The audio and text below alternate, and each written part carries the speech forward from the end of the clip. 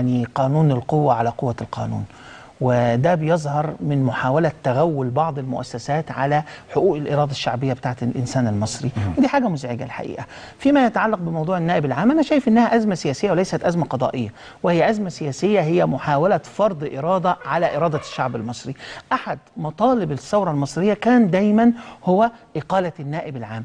النائب العام عنده تهم موجهة ليه، وفي هدايا رجعت، وفي شبهات موجودة.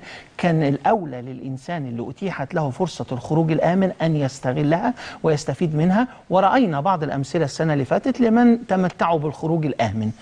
كان عنده الفرصة دي. أنا الحقيقة شايف أنه إثارة محاولة الرجوع هي، عارف اللاعب اللي ما يعرفش امتى يعتزل بالظبط، او النجم عموما، سواء كان اعلام او تمثيل او رياضه. كان في لحظه اعتزال هي أفضل لحظة كان ممكن تحصل وتنتهي الملف بيها.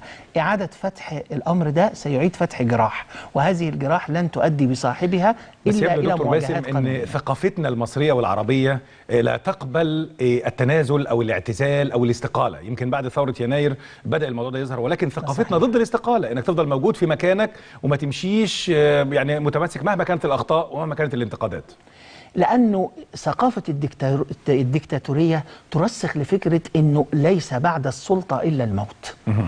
فالإنسان ما بيبقاش عارف يعمل إيه.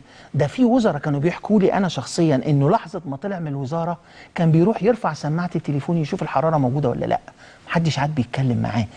لذلك الدولة الناجحة، احنا لو ناجحين نوجد وسائل قوية وأعمال متعددة للشخص اللي يغادر السلطة، نطمعه يغادر السلطة. يعني في الرئاسة الأمريكية الرئيس أول ما يمشي من الرئاسة له بادجت، له ميزانية عشان ينشئ مكتبة، له حراسة مستمرة مدى الحياة، بنطمعه ان اطلع، بتجيله فرص كتيرة جدا يتحدث.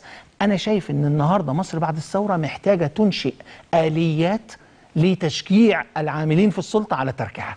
يعني في فوائد لو تسيب. هايل. طب حضرتك يا دكتور، طبعا انت عشت اكتر من 17 سنة في الولايات المتحدة. صحيح. واكيد هنستفيد من خبرة حضرتك دي، ولكن حضرتك قلت جملة مهمة للغاية. يعني قلت ان المسؤول عندنا في مصر بيبقى خايف ان يكون البديل للمنصب او للسلطة هو السجن. طب هل الاسلاميين حاليا، وحضرتك عارف ان لهم تمثيل واضح في السلطة تشريعية تنفيذية، هل لديهم هاجس بانهم لو تركوا السلطة البديل لهذه السلطة سيكون السجون مرة أخرى؟ خصوصا ان في تهديدات صدرت من الفريق شفيق من ناس تانية يقول لك ان احنا لو جينا الناس دي هيرجعوا السجون مرة تانية.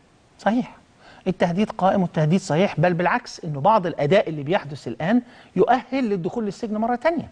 يعني الاداء النهارده الضعيف ده والاراده المرتعشه اللي موجوده دي دلوقتي تجرئ اي حد عليك، بل ان هناك ايضا مخالفات تحدث في دماء في مصر في الفتره اللي فاتت. انا يعني محب للتيار الاسلامي وانا ابن التيار الاسلامي، لكن انا ابن مصر ومصر عندي فوق التيار الاسلامي، دي ما فيش فيها كلام. ولذلك انا خايف على التيار الاسلامي من نفسه، وانا اعتبر النهارده العدو الرئيسي للتيار الاسلامي في مصر هو التيار الاسلامي، هو عدو نفسه. ولذلك هو لازم يصلح نفسه، وإذا ما صلحش نفسه هتيجي لحظة في المجتمع المصري سيشار إلى هذا التيار أنه الفلول، وأنا ما أتمناش إنها تحصل. ده يشجعني يا دكتور إن أنا أسألك، يعني هل شايف إن الإسلاميين أيا كانت أطيافهم بقى إخوان أو سلفيين، هل تعجلوا توسل السلطة أو طلب السلطة فيما لم يكونوا مستعدين لها؟ يعني الناس دي استعجلت إنهم يبقوا في السلطة؟ لا، ما أظنش إن هم تعجلوا، أنا أظن إن هم تباطؤوا في الاستعداد لها.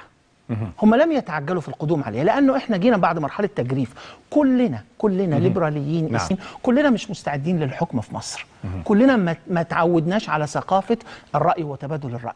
لكن في واحد بيروح يذاكر ويدرس ويتعب على نفسه عشان يبقى كويس، وفي واحد بيقول لك انما اوتيته على علم عندي، دي بتاعتي ولا يهمك يا عم، بسيطه.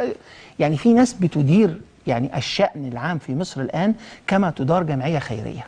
هو مش قادر يشوف نموذج خارج النموذج اللي هو اتعوده، نموذج جمعيه خيريه، نموذج عمل اغاثي، فكل حاجه عايزه تتم كده بطريقه سهله. لا، الدنيا مش كده. لذلك انا مش بلوم على التسرع، بالعكس يا اخي لما تجيلك فرصه اوعى تتاخر، لكن استعد لها.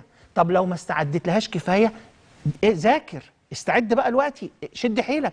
النهارده انا لما ببص للاداء الرئاسي للرئيس محمد مرسي، لو بصيت للكيرف بتاعه معظم الشعب المصري هيقول لك نازل.